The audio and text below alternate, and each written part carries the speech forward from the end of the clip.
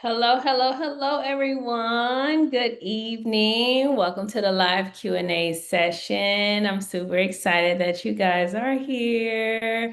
So, we're just going to get right to it. We have 60 minutes, and I'm here to answer any and all questions that you guys might have. So, briefly, what I wanted to do was go through some common questions, and then I can open up the floor for Q&A. So hold on for me 1 second. So how are you guys? You guys can come off mute. Let me know how you're doing. This is Al Arrington. How you doing, Christina? I'm doing wonderful. You are? Uh, I got my first trust opened, so I'm moving along. Congratulations. Yeah. Yay! I'm so glad to hear that.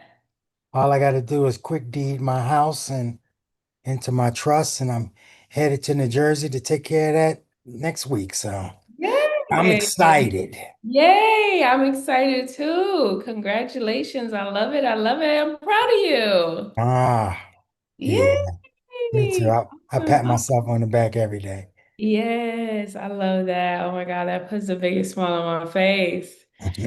Yes. So I'm gonna go through some common questions, and then if you have any questions, just go ahead and raise your hand. Some of you guys did submit questions, but I'm not sure who's on the call and who's not on the call. So let's just go right into the common questions. Okay, so who can be a grantor? So, when it comes to who can be a grantor, what you want to know is that the grantor has no power, no control because the trust is irrevocable. And you can choose someone who is either blood related or related by marriage or who is unrelated. Best practice is to choose someone who is unrelated, just so that it doesn't appear as if you're self-dealing, and also because you can potentially be subordinate or subservient to that person. So your first person that you should choose should be someone who's unrelated. And if you cannot find anyone, then you can choose a relative. So as far as their duties go, what are the grantor duties? So typically their duties are, one, they're going to notarize the trust. The second thing is they're going to be responsible for obtaining the EIN. And then the third thing is they're going to be responsible for giving the first gift to the trust, which is the initial consideration. So typically we'll say it's the $1. And then the last thing is that when it comes to opening up the trust fund account with the banks, they will ask for the grantor's information so that they can create a account or a profile, excuse me, a profile for the grantor. So they might have to provide their information during that time. So, whose social security is used to get the EIN. So when it comes to the IRS, they require a responsible party, and that responsible party is going to be the grantor. So the grantor's full name and social security is going to be required, and the trustee's full name is going to be required. So the person's social security number or tax identification number that needs to be provided is the grantor's. So can the beneficiaries be a successor? So the answer is yes. The beneficiary can be a successor trustee. Now, as long as they are 18 years of age or older, then you can assign them as a successor now, because they need to have the ability to be able to take over immediately. So if anything happens tomorrow, they can take over tomorrow. So you just want to make sure that you're not choosing a minor that is a beneficiary to be a successor trustee. Now, when they become an acting trustee, then what you need to make sure is that they are not the sole beneficiary of the trust that they are serving as a trustee on, okay? So there has to be other beneficiaries a part of that trust as well. So, can I transfer my house into the trust if it has a mortgage? So, the answer is yes. As long as you have the deed to your property, then you can transfer that real property into the trust name. So, your mortgage is going to remain intact, it's going to remain in your personal name, and it's going to remain on your credit. And if you would like to update the mortgage company to let them know that the payer is going to be the trust, you can let them know that. You do not need the mortgage company's permission. Some people like to notify the mortgage company to let them know. What you need to understand is that it is not in the best interest of the mortgage company for you to protect your asset because ultimately you're protecting the asset from them. You're in the event that they want to foreclose on you, then they are unable to because you have that property in an irrevocable trust. So just keep that in mind because the mortgage company is going to advise you to do what's in the best interest for them, for the lender. Okay. So next is, do I have to register the trust? Do I have to register? Hold on one second. Do I have to register the trust if it has a mortgage?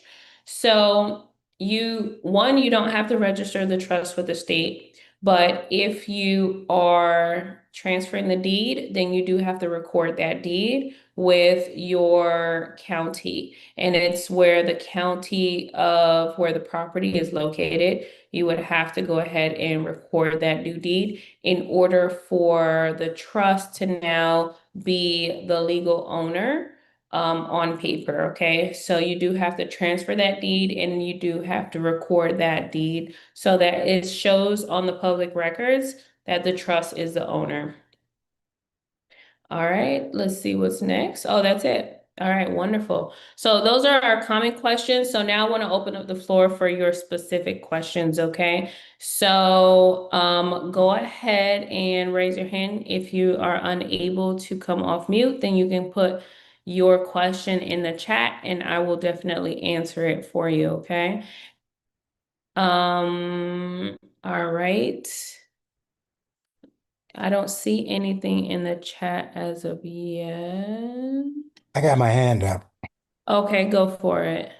All right, so I filled out the information about the IUL, and to my surprise, it went to your company. And when I followed up with them, they told me that you are in the process of getting your insurance license. My question is, when are you going to have your insurance license? And is that information correct? Oh, that's a wonderful question. So, yeah, it is true. I am in the process. But we do have individuals that we work with that are already licensed. So, you have access as a resource to my mentor. His name is Deepo Adesina. So he has come on and done master classes. So I'm not sure if you have attended any of the master classes that he's done. So he is the individual that's going to be responsible for processing all of those intakes. Okay, because when I used the link, it didn't bring me to him. Your link it brought me to you know your company. So I'm Yeah, just so we how forward long is it going to be before you have your license?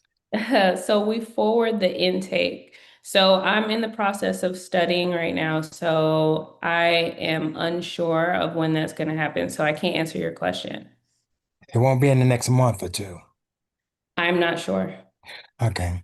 So then, so from talking to the person on your staff, they just kind of have me in hold mode. I need the information to be able to get to that particular person because I do need to get some IUL policies. Okay, so the team is going to forward your intake form to Depot.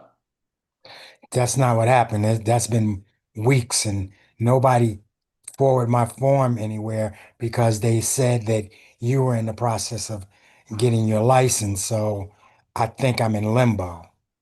Okay, so You know, because I'll Debo hasn't reached out to me and I'm, and here I am back on online talking to you about it. I understand. So what can we do to move this along? Can somebody move my, move, move me up on the list here to get contacted or whatever? How do we Yes.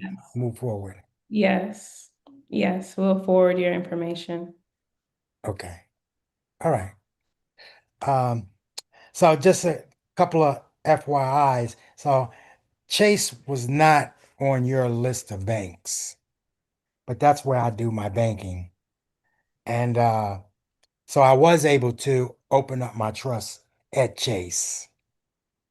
So that did work. But they were telling me that I couldn't use Zelle uh, in a trust or an estate. Have you ever heard anything like that? I haven't. Yeah. So I thought, my trust use Zelle. yeah, because then after I, pushed a little bit further, and then, since I already had an account, they just had them um, uh, add that checking account for my trust onto my uh, existing online profile, and then boom, I was able to use Zelle. So it was a it was a funny, strange thing, but at the end of the day, even though they said I couldn't, it allowed me to do it after after they put my trust savings account, I mean a checking account into that online profile. So just a little information. Do you know why I don't recommend Chase? No, I don't know why. Because Chase requires you to give them your trust indenture. Did you give them your trust indenture? Yeah, Okay, that's why I don't recommend them. and how is that? You have to protect your trust indenture, so you shouldn't disclose it to anyone, including the bank. Uh, That's why I don't recommend Chase. Otherwise, I wouldn't have had you. You don't have. I thought that was part of what you give them to open up your No, checking no, account. you only give them the certificate, which is one page. Oh yeah, that certificate. Yeah, I didn't give them the indenture. I didn't give them that whole the indenture part. I just gave them the that one page that has the EIN number, blah blah blah blah blah. Yeah, that's what I gave them. I didn't give them the full indenture because I know my indenture is separate from that paperwork. No, I didn't give them that. Okay. So Okay. it's highly unlikely that Chase will open up a trust bank account without the trust agreement. So I've never seen it done. Well, I mean, a lot of things happen on that day that probably they normally don't do. Uh, I mean, like you say, it's like depending on who you get. Because like she seemed like she was new at it, but I knew a lot more than maybe what she did, so I was able to answer a lot of questions like like what you were telling us. Make sure you know what you're doing when you go there, because a lot of times they don't know as much as probably So I kind of went there, and kind of asserted myself, you know. I like that. That's what we all need to do. So we need to know that whoever is on the opposite side of us, we're gonna have to educate them. Right, Mm. right. I remember you saying that, so I Yeah, was definitely prepared when I went there. that's good. Well, congratulations on getting your bank account. All done. All done. Yeah. Okay, Yeah. I think that's it for me. All So, right. Sounds good. All right. Next we have Richie and Miriam. Hi, Christina. Hi, how are you? Good, it's just me. Miriam's Okay. Miriam's not here today. All But right. Well, Yeah, we send our regards. will do, will do. Yeah, so we were able to get all four of our trusts done. Thanks. Congratulations. We had the grantor was a family member, but outside of the state, so we had to do the two. The notary one page, and then we got it back and notarized it here in our state. So those all four are done. We made an appointment with the bank. We're going to get all the banking done next week. Congratulations. Um, I love hearing it. yeah, Progress is a process, but the fact that you're moving forward is amazing. It's fantastic. yeah. So we we were able to do the vehicle trust that you coached us through with Yeah. all the provisions and stuff, and that just went seamless. So we have all four of them done. The only question, well, I try to go back through your YouTube channel or part of our course to get my questions answered because a lot of times you get questions after the course, but I wasn't able to, and you mentioned this earlier, I wasn't um, able to completely figure this out, but I went ahead and did the EINs. I know you just mentioned it like 10 minutes ago that the grantor's responsibility is to open up the EINs, but I just went ahead and did it because I was in the state that we were opening it in, and I just put my information in there. Is that okay, or should we go back and do them again? So, did you list yourself as the responsible party? Yes. So you never put the grantor's information. No. Okay. So give me one moment. Let me show you something.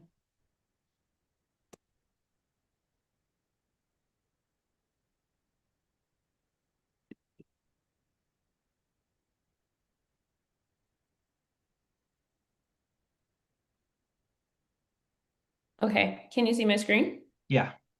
Okay, so this is the form that you need to fill out. So I'll put it inside of the chat, but if you Okay. just Google 8822B, you see Uh-huh. at the very top it says change of address or responsible party. So because you listed yourself as the responsible party, you want to go ahead and update that information to the person who really is the responsible party. The So grantor. you'll go ahead and put the trust information here. You don't have to really fill out the mailing information if you're not changing the address. And then you're going to put new responsible party, and then you're going to put their social, and then you are going to sign as the trustee, put your title and date, and send it off to the IRS so that it can be updated. Okay. So Okay. yeah, I'll go ahead and put this in the chat. Yeah, I can do that. And I'll need to do it for all four EINs. Yes, Okay. for all of them, if you listed yourself as the responsible party. I So did. it's not that they have to do the application, it's just that they're responsible for getting the EIN. So you can do the application, but when it says responsible party, you have to put their info. Okay. Got it. Yeah. Yeah, I was trucking through that phase, so I just got it all done. I missed that part. So I'll make sure I get that turned in, and I can do that electronically. I don't have to send the hard copy in. I can. No, you have to fax it. Okay. All right. Okay. A couple other questions. This is mostly just clarification. So in your program and in all the information you've been given us, you said that the to move the house into the trust, we just need to transfer it through with a quit claim or a uh, warranty deed. Correct. And is there any need to do like a bill of sale or a promissory note? Because I have read some articles that say that that has to be there, but you've never mentioned that. So I Yeah, just wanted clarity on that. yeah, no, you don't have to do a bill of sale or a promissory note. So Okay. Um, a bill of sale is for personal property Okay. and you're not selling the property. Okay. Yeah. Just changing the name. Okay. You're gifting it. So And then with that, is some of the investments and things that we're going to be moving over, is it similar? Like what? Like your Like stuff? uh, You don't like stocks?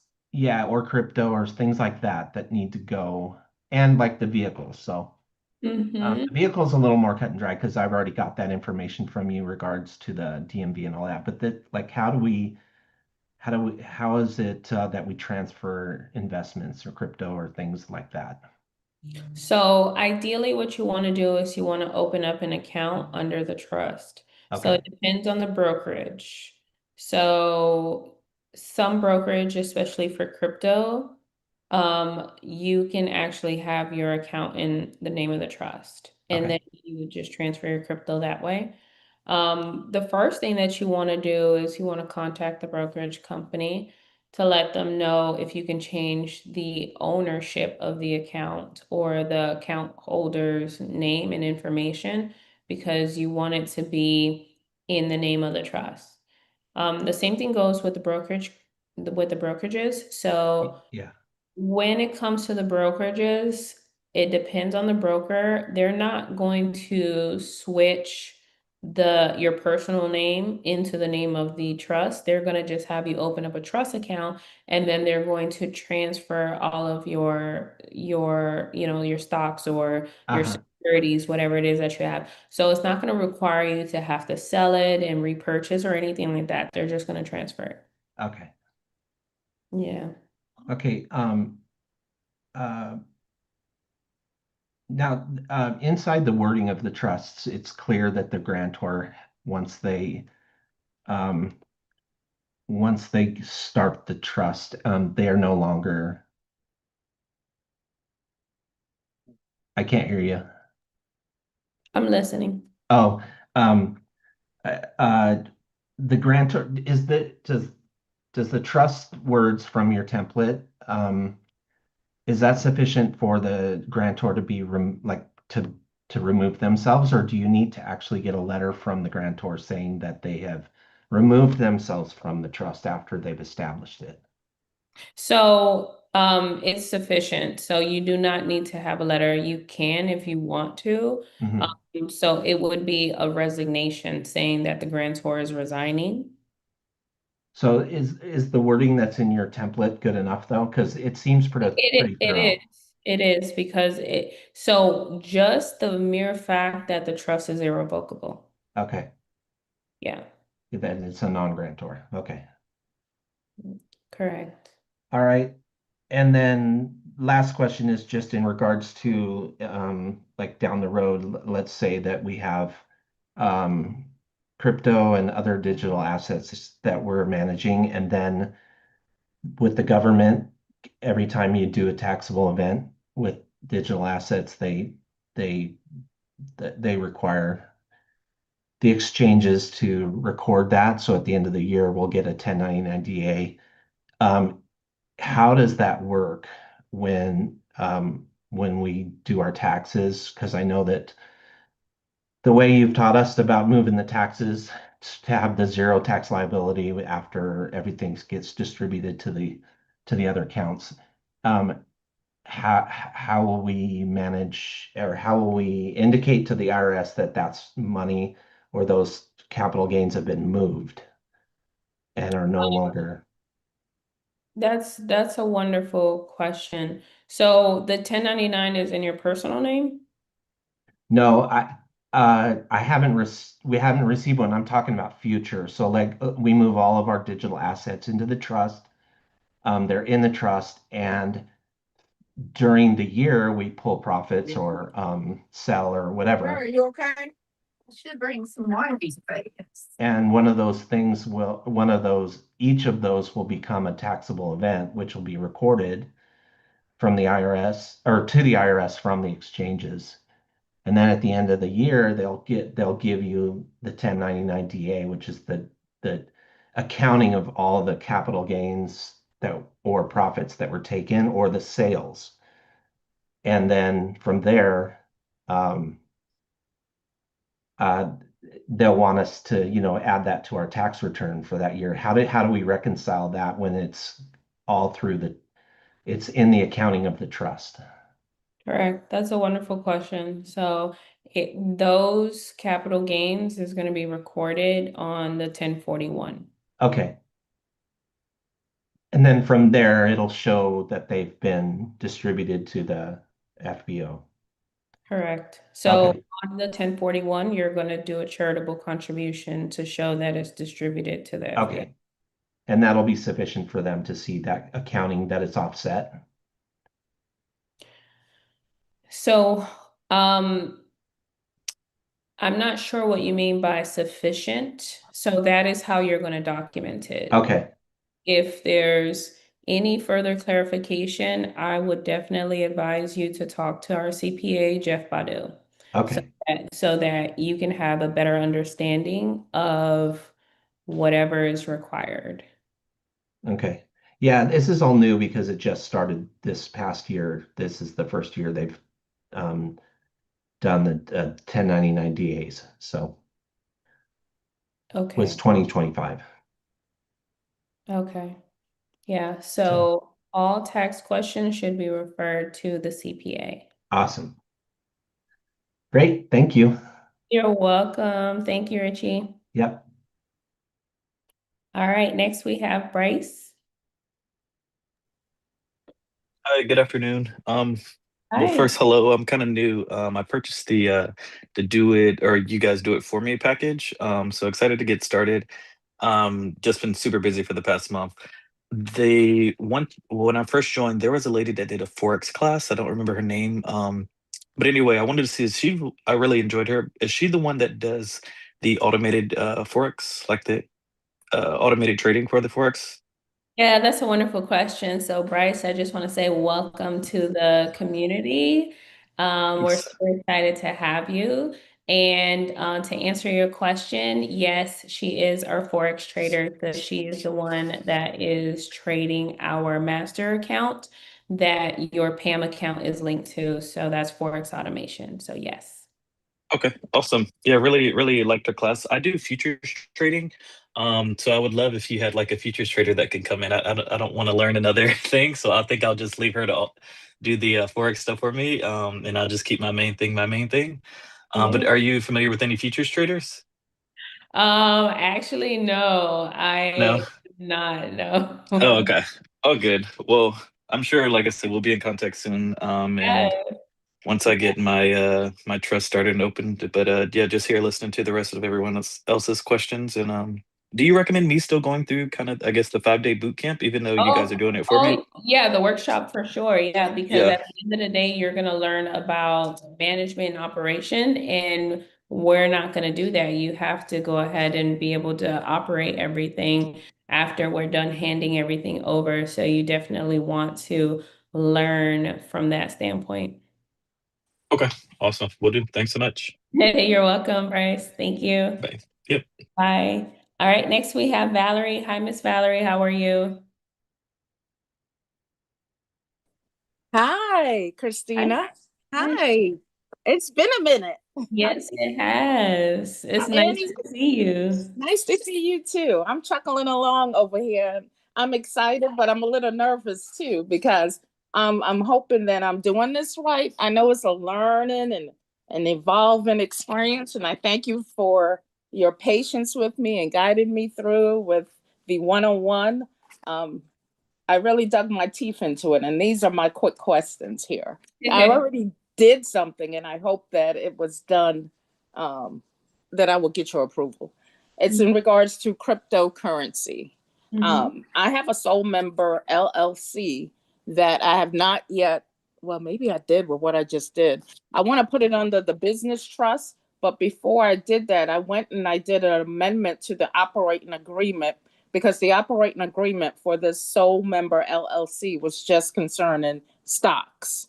Me, I was the sole member, but I didn't have anything with digital currency. So I amended the operating agreement to include digital currency as an asset for the sole membership. So I got it notarized. So I got that amendment done. And then after that, now I wanted to put the LLC under the business trust. Yeah. I did ask the digital assistant. She is so great. Myrna? Yes. I'm like, wow. She gave a lot of info, but I did get stuck because I was asking for the template in the portal, which I couldn't find. And then I eventually got a few days later, I got a text stating a business purchase. I don't have it in front of me. Some business purchase template for the trust, for the LLC to go under the business trust. But what I did, this is the question, Christina. I did just through research and my own understanding. I know these trusts, we have to cater it to what fits us, right? So I came across an assignment of membership interests. I got that notarized where I, as the sole member, as the assigner, have made my business trust. I nearly said the name. I made the business trust the assignee, and I got that notarized. Those two things, between amending the operating agreement first to include digital assets and now moving the LLC under the business trust through this assignment of membership interests, is that sufficient? That's my question. Yes, that's sufficient. So now after you have after you have completed the assignment agreement, then what you need to do is you are going to have to amend the operating agreement after you're done with the amendment to the articles of organization. So you have to go to the Secretary of State. You have to amend your original articles of formation or organization. You have to remove yourself as that authorized member or manager. And now you have to add the business trust, process the amendment, and then you amend your operating agreement. Okay, so the first thing I had said was that I amended the operating agreement to include digital assets. That's something else. No, Okay. yes. So you have to amend the operating agreement to add the business trust. The business trust is not in the operating agreement, correct? No, Correct? no. I Correct. thought the So LLC, maybe I'm thinking something else. I thought once the LLC was moved under the business trust, that would be suffice. no, you have to amend the operating agreement. Okay. You have to remove yourself from the operating agreement. You have to add the business trust into the operating agreement. Right. I thought that's what this assignment of membership interest did. As me as the assigner, I'm removing 100% membership interest to the assignee, which is the business trust. Yeah, so that's one component. There Okay. are two other components. You know you have to notify the Secretary of State, right? Right. Okay, so that means you have to process an amendment with the Secretary of State. Now, once the business trust is the owner, you want to update your operating agreement. Once own. Okay. Is this going to be recorded somewhere where I can go back and hear your answers and and absorb it, or be able to replay this? That's what I'm asking. Is it being recorded? I'm not The sure. meeting is being transcribed, it says. Okay. Okay. So process an amendment with the Secretary of State. Process an amendment with the Secretary of State. And then what was the second thing? I'm writing it down because in case I don't get the replay. The next thing is for you to update your operating agreement. Okay. All right. Now this is a more simpler question. This is my second, and the only other question was my car. Okay, let me go to this one.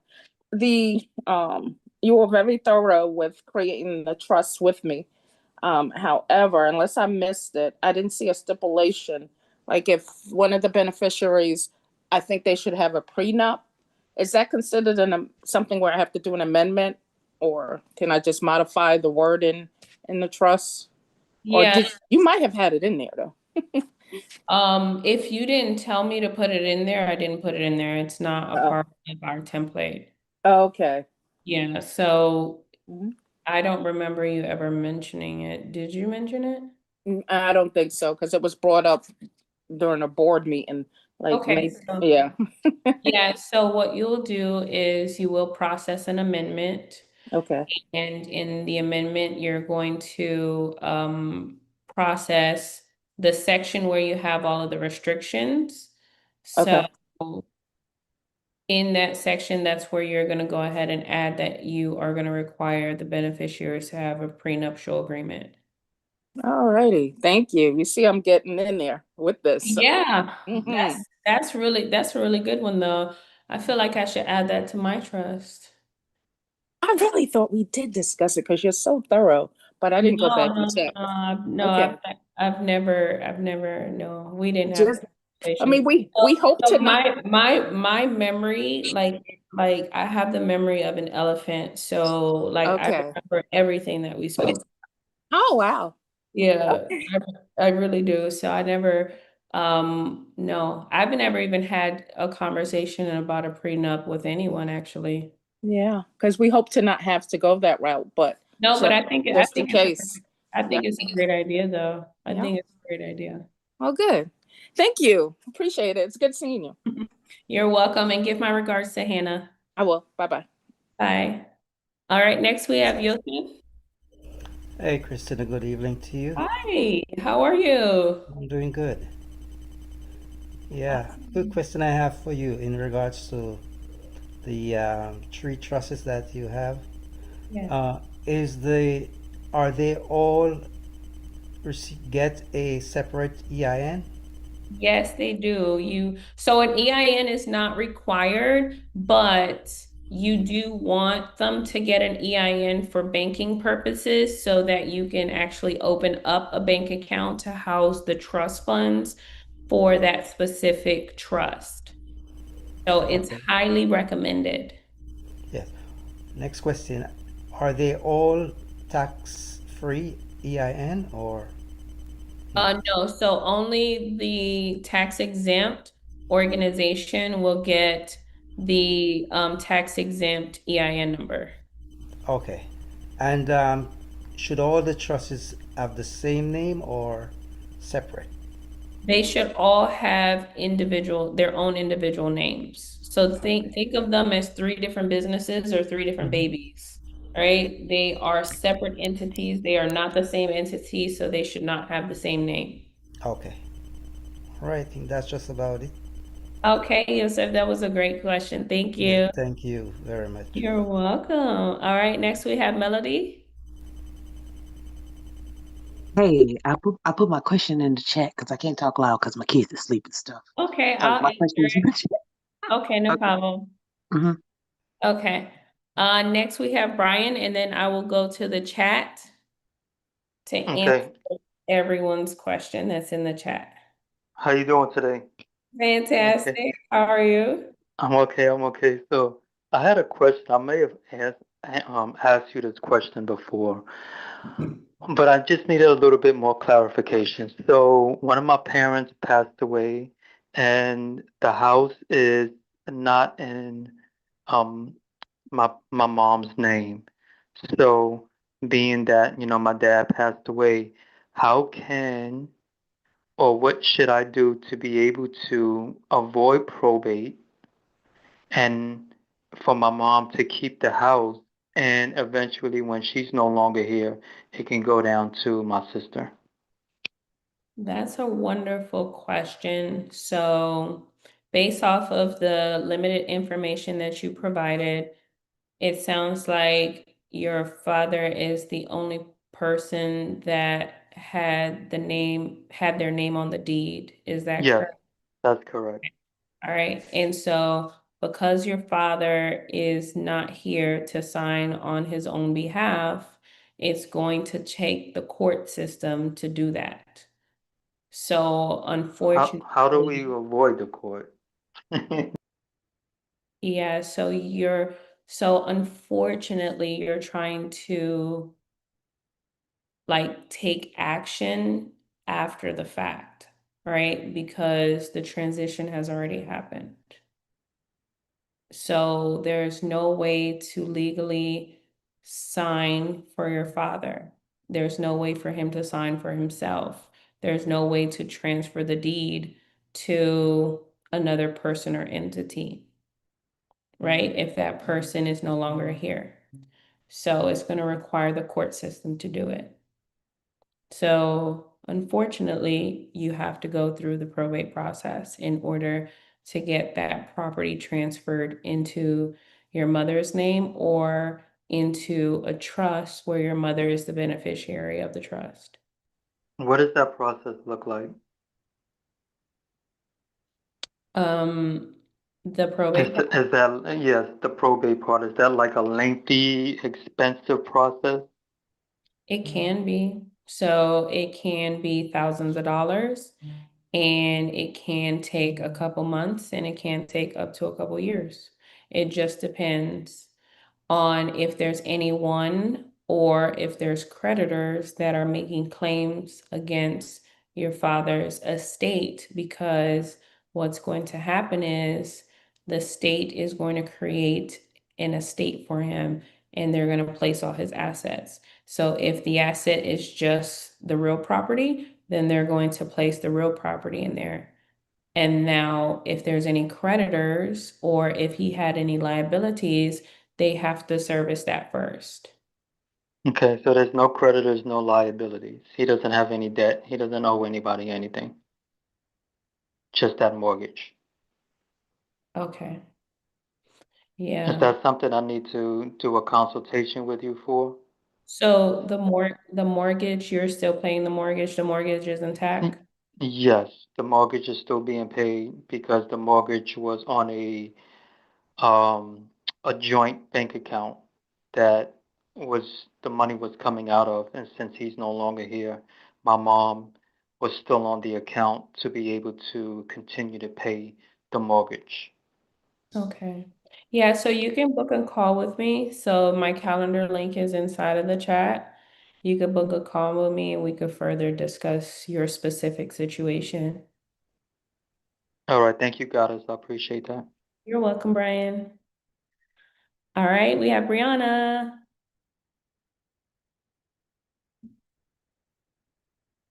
Hey, Brianna. Hello, are you able to hear me? Yes, perfectly. How are you? I'm great. How are you? Wonderful. Okay, so I am trying to complete the ministry trust, but I'm having a hard time figuring out, like, at the beginning it says something about the chapter something. I guess we have to figure out what the chapter number is. Yeah, so there is a resource that is available in the resources tab. So I'll pull it up so that you can see. So just give me one moment. It's called the State Nonprofit Corporation Act. So let me pull that up for you, but you do have access to this in your resources, okay? Okay. So let me share my screen.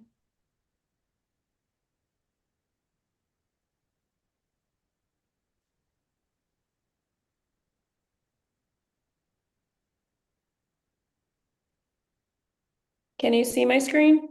Yes. Okay, so this is one of your resources. So when you see that section there, they're talking about the provisions of the Nonprofit Corporation Act. So because you're establishing a nonprofit, you just want to reference the provisions for that specific state. So this has all of the US states. What state are you in? Oklahoma. Oklahoma is Title 18, comma, Chapter 19. Okay, so I would need to put the Title 18, Chapter 19, right? Yep, don't forget the comma.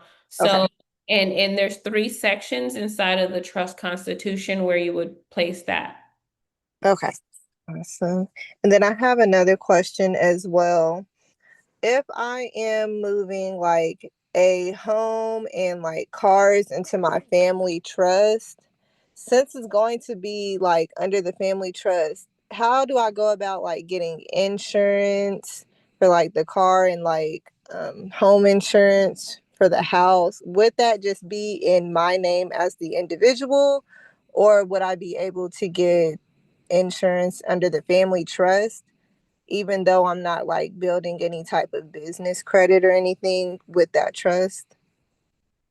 That's a wonderful question. So everything should be in the name of the family trust. So you want the homeowner's insurance to be in that name. So if you already have homeowner's insurance, then the easiest thing for you to do is contact that carrier to update the name that's on the policy.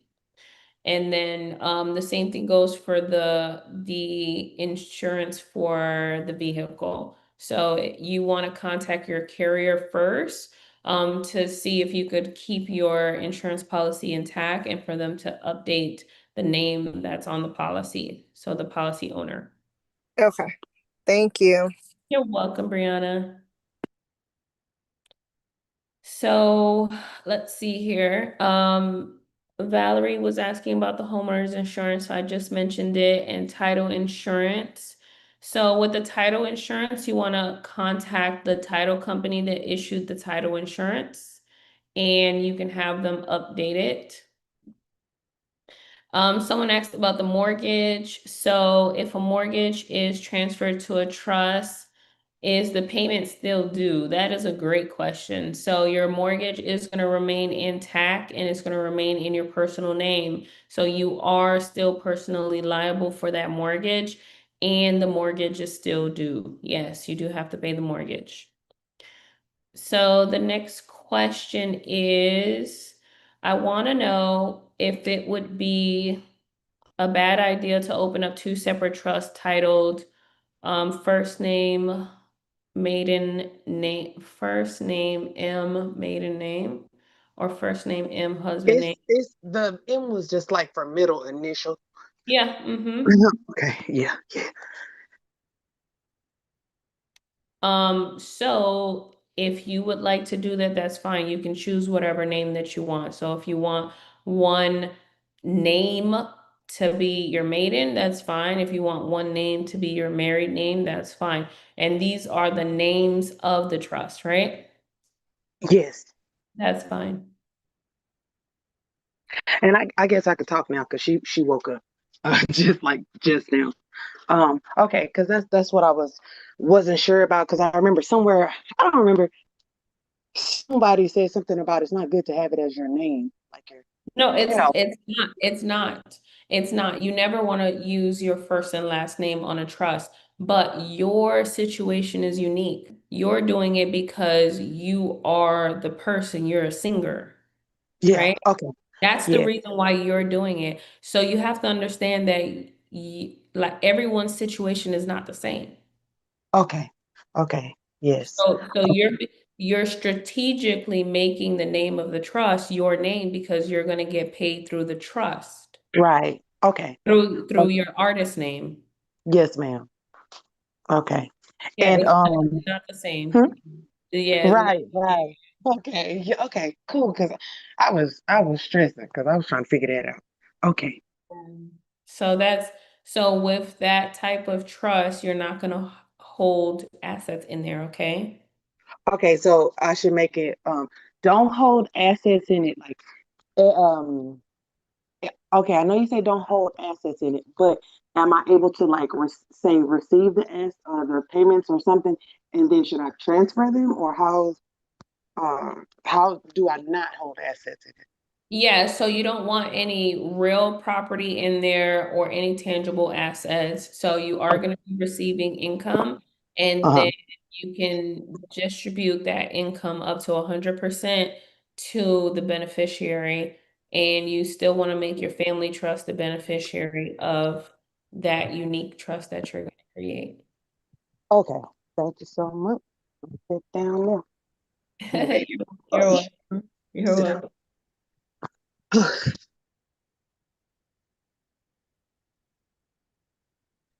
All right, so somebody says that they want to create a holding trust, but they do not want to have a full board. So we recommend that you have a board, that the board be 3 to 5 members. You can reduce that board to 2, and it would be you and one other person if you didn't want to have a full board. So yes, it could be you and someone else. So you're saying the beneficiary of the family trust. So yes, that is possible for you to have that, or a co-trustee, that is also possible. So you can do both, And now you're saying, I'm thinking about having a family select a successor trustee within the next 30 days in the event that something happens to me. Is it possible? Is it possible to select the successor trustee in the next 30 days? I'm not sure what you mean by is it possible. So is it possible to select the successor trustee in the next 30 days? Yes, you're able to do that. So they are either going to be the successor or the co-trustee. They cannot be both. So you want to clearly define what position you're appointing them in. Christina. Oh, yes.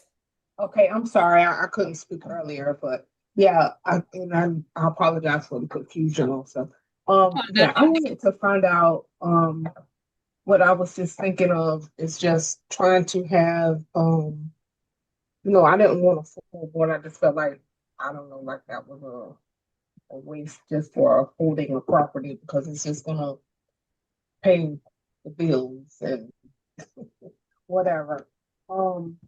But I wanted to find out if I did not have a board, if the family trust could appoint a successor trustee if in the event something happened to myself and the co-trustee, if the family, if I weren't going to have a board, if they could appoint. So no. No, So okay. yeah, so if anything happens to you and you didn't appoint a successor, then the other acting board members would appoint it. So if you have one other person, that one other person that's not a beneficiary will appoint a successor. So if you have a co-trustee or a secretary or a treasurer or a general manager, that person will appoint a successor. Okay. So if you don't have a successor and something happens to you, then the beneficiary has to bring the trust to court. And the court will appoint a first trustee. Okay. Okay. Okay. All right. And I just wanted to schedule some time with you. We missed another appointment. Oh, okay. That would be great. So my calendar link is inside of the chat. Okay. So just hop on and we'll be able to have some time.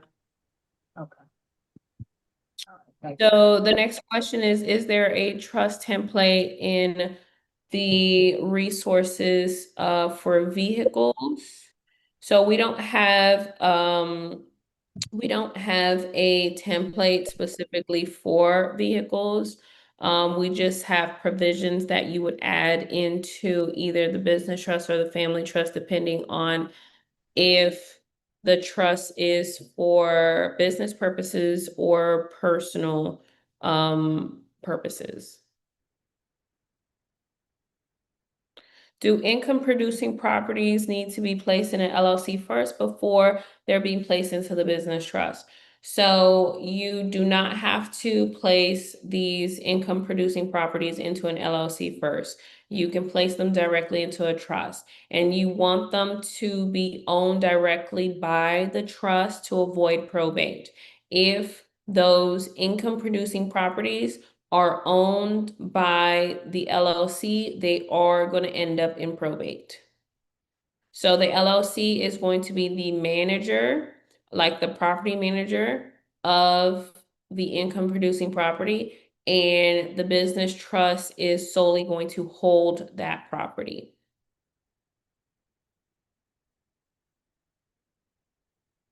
Next question is, if I registered my business through the state outside of my home, do I need a registered agent in that state? If not, what is the process of doing so? That's a wonderful question. So yes, when it comes to, wait, hold on. So your business trust doesn't require a registered agent. Unless the business trust is holding an LLC because the LLC requires a registered agent. Now, naturally, when it comes to the trust, if you're referring to a registered agent, that's the person who is receiving correspondence and doing business at the principal address for the organization. So that person is the trustee.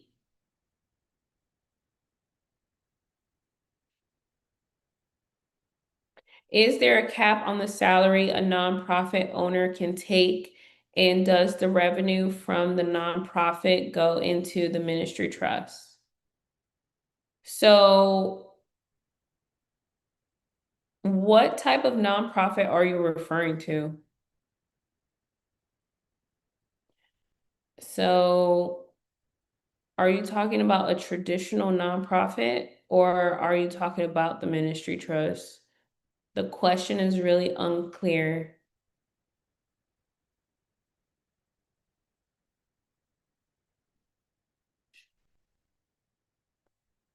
When paying the mortgage, that payment needs to come from the trust bank account. Do you create a promissory note to loan the money to the trust for the monthly payments? And then you take the loan, will be monthly occurrence for documentation purposes. That is a wonderful question. So if the trust is not generating income and not able to make those payments, then yes, you would lend money to the trust so that the trust can make those payments. So you would document that loan through the promissory note, as you mentioned. And if that is a monthly occurrence, then yes. And so then those funds will then go to the bank account of the trust, and then they will be used to make the mortgage payment.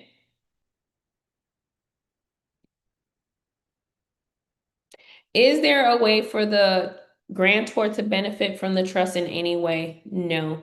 So the trust is irrevocable and the grantor has irrevocability, so they will not be able to benefit from the trust in any way, shape, or form. So you want to really be selective on who you're choosing as the grantor. You do not want to lock someone out of your trust organization if you ultimately want them to benefit. So, for example, you wouldn't put your child as, like your adult child, as the grantor if ultimately you want them to benefit.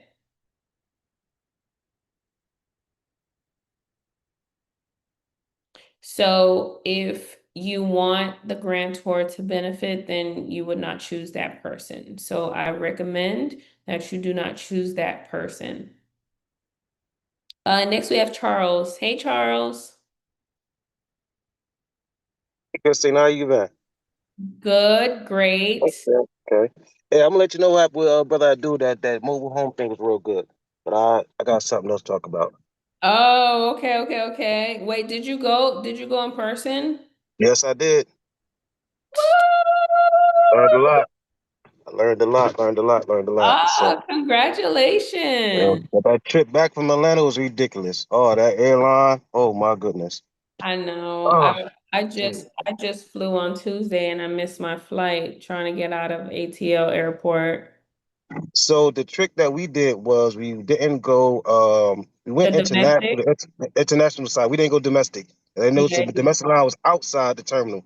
Yeah. International was still kind of busy, but it was kind of wasn't that many people flying. But we was stuck there for like 2 hours and some change just to get in line.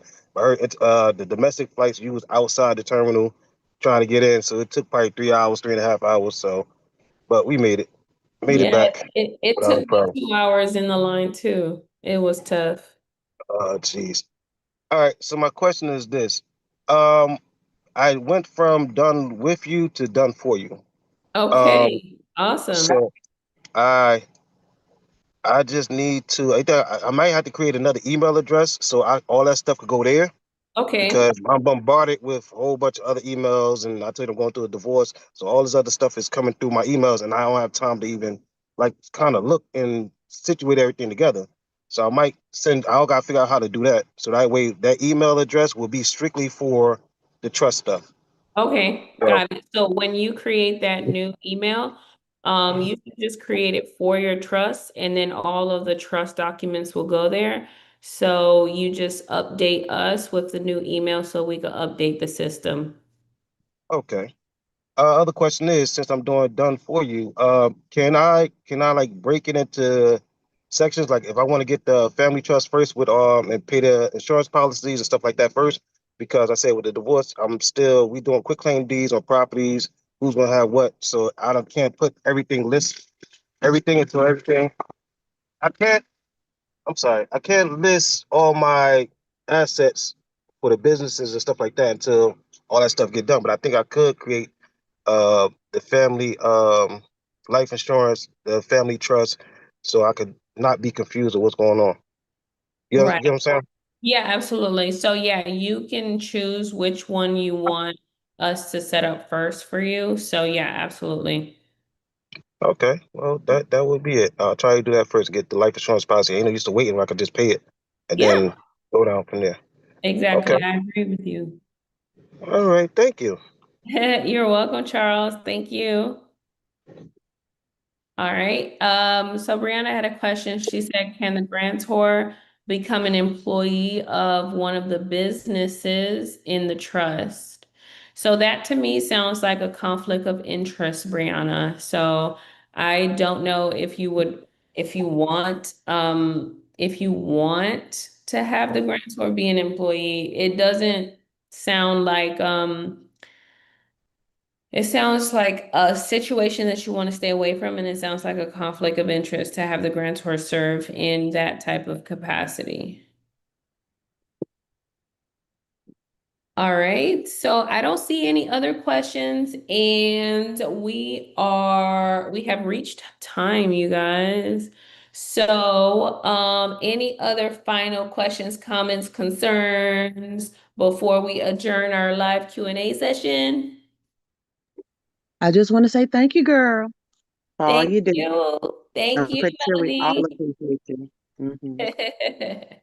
I appreciate you too. And I love when you ask good questions. It never gets old. And I appreciate every single person that's on the call. You guys are amazing. And I am so proud of you guys. Like, you guys have set up your trust, you got your bank accounts, you've done your quick claim deeds, you've transferred your properties, transferred your vehicles. So progress is definitely being made. And I just want to commend you for taking the action, for being faithful, and for having the confidence to move forward in creating that legacy, because it is not what you leave behind, but it is the legacy that you leave behind. A lot of people think, oh, it's important for me to leave the house and the car and the cash, but those things are really not as important as the legacy, because it's the legacy that lives on forever. And so you guys have done the foundational work in order to create that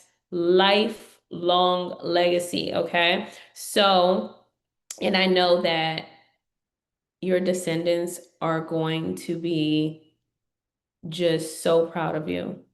So proud of you. They're going to be like, look what grandma did. Look what grandpa did. Like, look at this entire like estate, like look at this. So just know that you are sacrificing, you're doing the hard work now, but it's going to pay off in the future. I love you guys so much. We do have a couple of master classes coming up. I am trying to work around and put it on the schedule. We have a mindset master class coming up. Ken has decided to do a cryptocurrency master class for us. So we're going to put that on the schedule. And then we have an AI master class coming up so that we can learn from the people that I learn from when it comes to AI. So, with that being said, just stay tuned to our list of virtual events. And then our next workshop is April 6th to the 10th.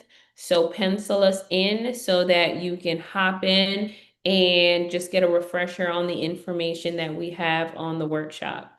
So, without further ado, I love you guys. You guys have a highly favored rest of your Thursday and a fantastic weekend. And I will see you in a couple of days.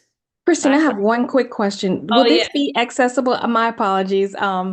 Will this be accessible to go back and listen to in the? Yes. So let me, Okay. 1 second. I'm gonna put the replay because we're live right now. So I'm Okay. gonna put the replay link, and then we are going to have it accessible on the portal. So all of our live Q&A sessions will be available on the portal. On the portal. I don't think that they're on the portal right now, so I'm working with the team so that we can move some things around. And so here I'm putting it. Oh, it's in the chat already. Do you see it in the chat? Live Q&A recordings will be available. Yes, Oh, I do. Yes. okay. Yeah. Thank you. I'm telling you, my team, they're like lightning. So this is Ivy. Ivy, she is definitely like the person that you guys hear and see all the time, and she's lightning fast. So I absolutely love her. So one thing I wanted everyone to know is that we have a knowledge base. So in the knowledge base, we gather all of these Q&A sessions and we put them into the knowledge base with the responses. So if you pull up the knowledge base and you just type in the question, like everything comes up. So, Ivy, can we get everyone access to the knowledge base? Do you have a link that you can drop now? Let's see if we're able to drop. She said yes. Okay. Yeah, the knowledge base. It is awesome. I wonder if they have videos there. Because I know we have, I know we have the answers, but I'm wondering if we have videos. So we're just always trying to improve because there is 2,300 of you guys, and there's one of me, and our team is a team of 6. So we are just always trying to make things just a little bit more convenient, a little bit better. So the knowledge base is just one step towards a seamless process to get your answers.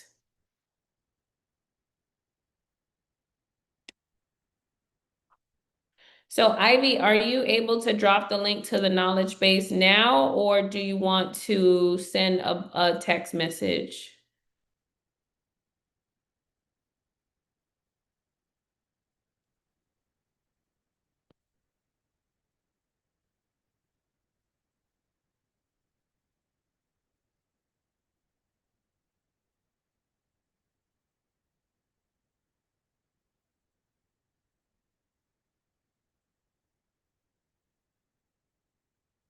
So the next workshop is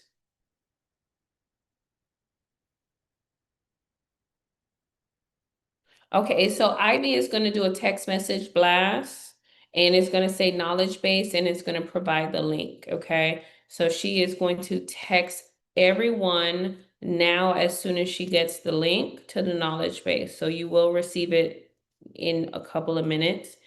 And the next workshop is April 6th to the 10th. Okay, so I want to see you guys in the next workshop. If you need any help, support, if you want to jump in the last hour when we're doing Q&A, that would be great. So whatever it is that you guys need, we are here for you. Okay, book your calls with me. I'm here to answer any personal questions about structure or your unique situations. Book your calls with me because we just want to support you in any way that we can, okay? So with that being said, I love you guys so much. So just know me and the team are here for you, and we will see you soon. So we will see you sometime next week. I'm not sure when. It could be Monday, Tuesday, Wednesday, Thursday, or Friday, but we'll see you in just a couple of days. So just stay tuned for our list of events because we have master classes coming up. So I'm working on getting those scheduled out and sent to you guys. So bye everybody. Good night. I love you guys.